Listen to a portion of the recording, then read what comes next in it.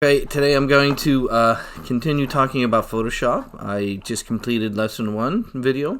Today I'm going to talk in lesson 1A. This lesson is about selections and how to do selections. If you want to follow along, you can also read my handout. In my handout I have a 1A handout. And in this handout we will talk about making selections, modifying selections, and what you can do once you have an object selected in Photoshop, and so on.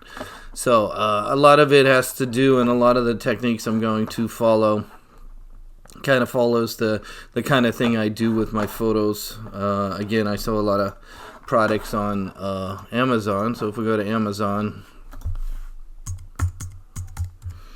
and we look at what's on Amazon, we type in one of my products, and we see some of my products. You'll notice the products are on a white background. So like this product right here, which I'm not really happy with this photo, but we have it. You'll notice it's on a white background. So, and then you'll see the angle shot is on a white background. So again, you know how to get rid of a background. Usually what I do is I take a photo of this product on like a white piece of paper, but it's never perfect. You know, there's never a pure white background, so you have to go and select the product and remove the background and make it white, and that's what you would use Photoshop for. So here we go. In this case, if I open up that thing, I'm going to go File, Open. I'm going to go to the Lesson 2 folder, or at 1A, I'm sorry, Lesson 1A is what we're doing, and you'll notice I have a sculpture. Basically a photo of a sculpture on a purple background. So there's a variety of ways that we could use to, and I'm going to move some of my windows around. If you remember from my first video, I talked about how to reset your windows. If you want to reset your windows back to kind of a default setting, always go underneath View, or Window, I'm sorry, Window, Workspace, and say Reset Essentials.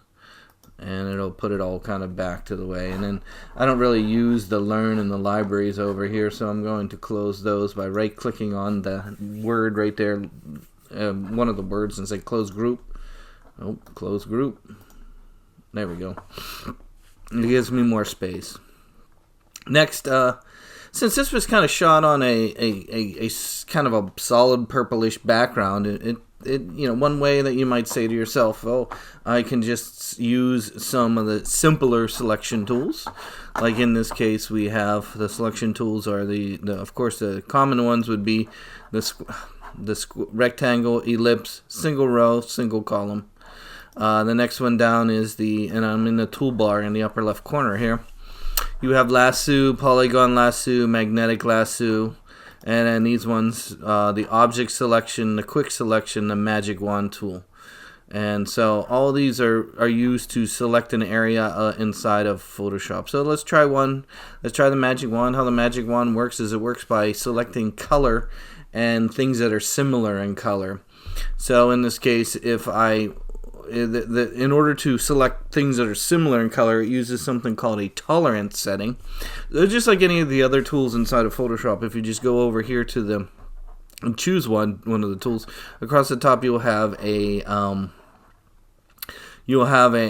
option bar, and in that option bar you'll see that there is one called tolerance right here. So if I'm using the magic wand and I click on, let's say, this purple area right there, you'll see it selects some of the purple that's behind the sculpture, and it's also selecting some of the stuff that's inside the sculpture, and you're like, oh, well, that's not good. Yeah, that's not good. And if I increase this, let's increase that up to, let's say 60, let's double that, and let's deselect, and we'll learn how to deselect, and let's click again. Oh, you'll see it selects even more, but then it's already selecting all kinds of stuff inside the thing. So this is probably not the best tool to use, but it might be usable. I'm gonna, you know, maybe let's go down to, let's say 15. That was about half a 30. To deselect, if you have something selected, I use Command D on the keyboard. D for deselect, and then click there. Oh, that's a little bit better. Okay, that'll work. One of the options that we had a problem with was it was actually selecting stuff inside of the sculpture. And the reason why is you'll notice it's selecting things over here as well. Is it has this thing called contiguous option selected, which means it'll select anything in the whole document with a very similar value. If you turn it off, it kind of then limits it to, or turn it on, it'll limit it to only the pixels around the area that you selected.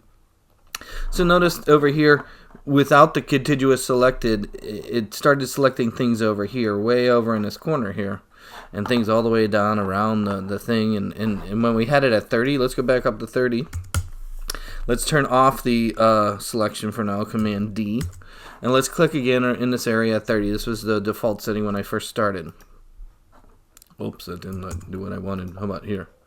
No. Oh, I turned contiguous off. Again, this was off, remember that? And so if I click here, you'll see it's starting to select things inside there. So I guess my whole point here is I usually leave this on, this contiguous. It depends on, what you're trying to select. If you want something that's all kind of similar in color, even if it's on the other side of the file, like all the way over here or down here, you'll see it way down here is being selected, and even down here, then leave this off. But if you want to kind of limit it to a certain area around what you're clicking on, you turn this on, contiguous on. So I'm going to deselect that again and watch again. I'm going to click here. It's limiting it to this area.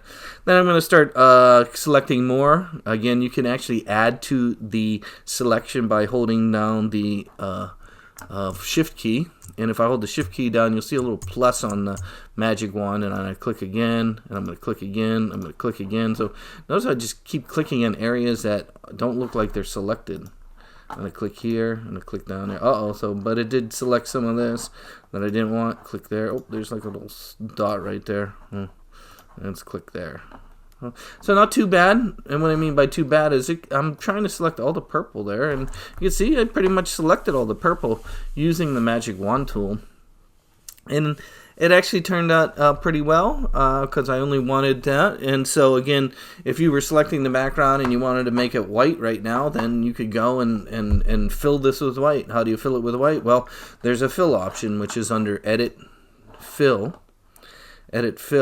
And if I do that, I can then choose that content as white and hit OK, and boom, there it is. But of course, there were some problems with my selection up here, and there were some problems down there and down there. So let's undo that. To undo, we go under Edit, Undo, which is the first option under Edit. And then let's deselect again by hitting Command D. So, the magic wand was one way of going about it, and it wasn't too bad of a way, actually, I thought. And that worked okay. Here, let's do it again. There is one called Quick Selection. I don't really use that. It's more of where you're like drawing around the outside. But to me it doesn't do a very good job. So I don't even use that. So I don't know. I'm not even going to talk about that. The object selection tool was quite amazing. I tried this last week for the first time. I don't know if this is new to this version of Photoshop. Boy, it worked good. Let's try that, where you draw a box around the object you want, and it kind of determines where the selection should be. Let's try that. Oh, amazing. I can't believe how good a job that does. Notice how it just selected just the object, and it didn't select any of the purple in the background, and it did a really good job. It didn't even go inside of this area here where the magic wand did, and up here where around the magic wand did there. That is quite amazing. I find that to be incredible. Now the problem, of course, with this is we wanted to make the background white, and when I did the object selection, it's actually selecting the sculpture, but we wanted opposite the sculpture. So in Photoshop, we could actually do opposite, and one way to do the opposite selection is to go underneath Select Inverse, and by doing that, it's actually going to select opposite what I have selected. Since I have the object selected, it's going to do opposite, which would be the purple. Now let's fill that with white. Again, the easiest way to fill it with white is to use Edit, Fill, and then choose white as a content. So white, hit OK. That actually turned out pretty good. The deselect, Command D. Wow. Well, let's put that on Amazon and see if somebody will buy it. How about that? No, I'm just kidding. Okay, let's undo that. Let's try some more. I'm going to do, again, undo is under Edit, Undo, Edit, undo fill. Notice that in this version of Photoshop, they have a bunch of undos all underneath the edit undo, but older versions, you had to step backwards, The undo was the third one, so they changed that in this version, and it's confused me, I know. Another way to undo things, is that Photoshop keeps track of things, and so one way to undo things sometimes is use the history. And what is in the history? It's a pop-up window. So if you go under Window and go to History, you'll see there is a history. I'm going to pull this away. Remember, to pull any of these pop-up windows away, you can put your cursor over the word where the pop-up window is. In this case, it says History right here. I'll hold my left mouse down and drag out, and then I can make this window bigger by putting my cursor along the edge. And it gets an arrow that points in diagonal directions, and I can drag it bigger. And you can see, it kept track of every time I clicked the magic wand, and every time I did the object selection. So let's go back before the object selection. So all you do in the history is to just kind of click above where you wanted it to be. And let's try it one more time, because it's just quite amazing, and it's probably going to save my life, save so much time. I probably shouldn't learn how to do this, because I spend a lot of time making selections, and if they keep making it easier, I'm going to be too fast, and I'm going to, I need to charge money for my job, so, this is a time-saving thing here. Object selection, again, it's called object selection. It's right here. I don't know if this is the first time I've seen it, so I don't know if it's in 2020 or 2019 or 2018, but it's quite amazing. Again, it's right here, object selection, and I'm going to put my cursor, you have to draw a box with it. To draw a box with it, I'm going to I always start in the upper left corner and drag to a lower right corner when I'm drawing a box. So I'm going to start up here in the upper left corner, and I'm going to draw a box around the object. Again, lower right corner down there, and I'm going to release my mouse, the left mouse. And again, wow, look at that. What amazing, what amazing. Okay, what are some of the things you can do? We'll talk about some of the other selection tools in the next lesson, lesson 2. Again, we're still in lesson 1A. So what are some of the things we can do once we have an object selected? Well, the first thing you want to do is turn, and I'm going to get rid of the history. Hopefully you see how it keeps track of what you're doing so you can go back in time. I'm going to close that window by hitting the little X in the upper left corner. And I'm going to pull the layers out. If you don't remember how to get the layers, it's under Window, Layers, and it should pop up over here somewhere. Again, to drag one of these windows out, you put your cursor above the word Layers, or wherever you're trying to pull out, and drag it out. And I'm going to make this window bigger by putting my cursor in the lower corner and drag it a little bigger. Okay, so let's talk a little bit about what you could do with an object once it is selected. Well, first thing I'm going to do is make it a normal layer. The reason why I want to make it a normal layer is so that it can do things that a background layer cannot do. If I try and move this thing right now with the background layer, it's just going to put a big hole behind there.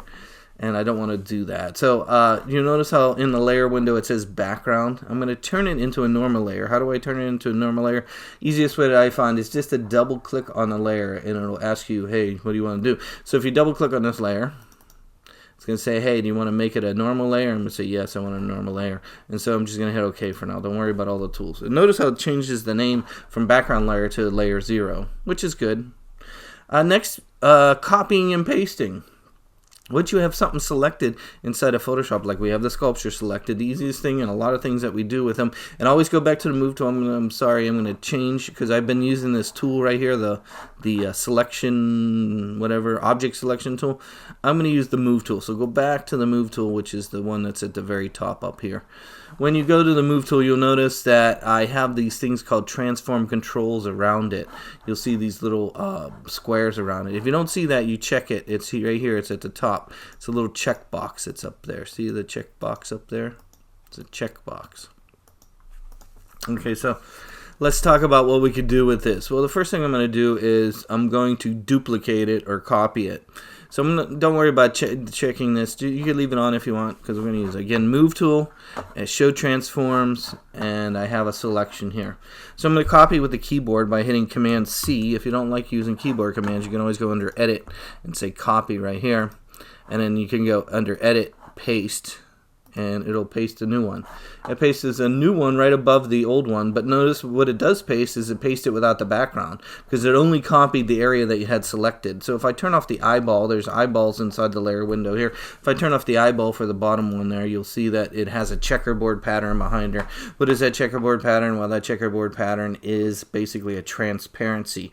It means if I save this as a PNG and I put it on a website or something like that, or I bring this into a video, that area that's checkerboard will be transparent and what's behind it will come through. So, you know, I use Photoshop for a lot of video things and stuff like that. So that's sort of why we do certain things in Photoshop, is for stuff like that. The other thing that the transform tool is, you can see right here, the transform tool is I can rotate and do things like that. Like I could scale it so it's smaller. And when you're scaling things, I usually hold the shift key down. So that's not it's not constraining to proportion. Oh, it is when I don't have the shift key down. Boy, they changed it. Oh my gosh. Let me see that again. Look at that. A shift key. Oh my god, they changed that. Oh. Boy, that's going to confuse me more than ever. Used to be in the older versions of Photoshop, when you were scaling something and you wanted to keep it in proportion, you would hold the shift key down and it wouldn't be squished like that. But now it does it without the shift key down, and if you hold the shift key down, it'll squish it. Boy, they look at that. Oh my gosh, they have totally changed that on me. And so there's another thing. So thanks to, you know, you're gonna be confused with Adobe over the years. I've been using Photoshop since 1994, and you know, I've seen them change tools over and over and over again. And again, that's another one. I'm using the move tool here. I'm scaling, and it's staying in proportion. But if you hold the shift key down, it goes out of proportion. Oh, I can't believe they changed that. That's crazy. Okay, I'm going to undo that. Again, if you put your cursor around the edge, you'll notice you get a cursor that goes in both directions. If you hold the key down, you can spin it around. Yeah, and so you can do things like that. I'm going to undo that. Another thing you could do is you could duplicate. If you hold down the Option key on the keyboard, again, I'm all using the Move tool right there. Option key on the keyboard and click. Oh my gosh, hold on. Oh, no, that doesn't work anymore. Hold on. Move tool, move. Hold down Option key. Yeah, there we go. So again, I'm moving it around. If I want to duplicate it, again, I have the layer selected. I have the Move tool. I'm inside there. I'm going to hold the Option key down. You'll notice it turns into an arrow that points. There's two arrows now. If I click and... Oh, jeez. What is going on here? I got the mouse. The mouse has a setting on it. There we go. And you could duplicate. The mouse has a certain setting that does that. And when you duplicate, again, I'm holding down the Option key and clicking and dragging. It makes a new layer automatically. Look at that, new layer. So I can make, so there's a whole bunch of them in there. And then we can, you know, make a whole bunch and whatever you want to do. If you want to select the area again so that you can do something with it, you can use the layer window over here, and if you hold down the Control key, or that would be or the Command key, that would be the Control key on the Windows system, and you click on the little thumbnail, there's like a little drawing inside the layers window, a little drawing called the thumbnail there. If you hold down the Command key and click on that, it'll actually select that area. So you can see I have the selection back for that, and then I can do things like, oh, I could fill this whole thing with a black. So let's do that. I'm going to say Edit, Fill, and remember we were filling with white before. I can change the contents to black, and then say OK, and it makes it all black. And I'm going to deselect, again, Command D on the keyboard deselects, or Control D, there. So let's talk about layering inside the layer window. If you remember before, I talked about layers, and we duplicate layers, and we copied and pasted, and when we did that, it made a new layer. But layers you can move around, and layers layer up. Notice the black one is on top of all the other ones that you could see there. If I click on it, I can actually drag it down below one, and you'll see there. So now it's behind this one, but in front of the other four there. And again, I could drag it below that one. I could move, see, so you can see it's underneath there. So, you know, the reason why it's called layers is you have things in multiple layers, in this case like a layer cake, and you can actually move. How did I move them around? I actually clicked on the layer in the layer window and dragged it till there's like a little blue line between them. So practice that a little bit. That would be a good skill to know. Last thing we're going to do for this is how to use these things called blending modes. What is a blending mode? A blending mode is in the layer window, and it allows you to blend objects together with different effects. And I don't use them a lot here in Photoshop, but in video I use them a little bit more for special effects. So if I go under here, I could go to multiply, or let's say lighten, and you'll see that this object now is blended a certain way over top of the other ones. And then let's try another one. Let's do hard light or vivid light. There we go. And it's just, you see that one behind there. Oh, this one is it? Oh, I'm just making that one bigger and smaller. Oh, it is this one. And you see it changes as it's over top of them. So maybe try some of those if you would like, just to see what they do with your objects, and see if they have any effects that you might want to try.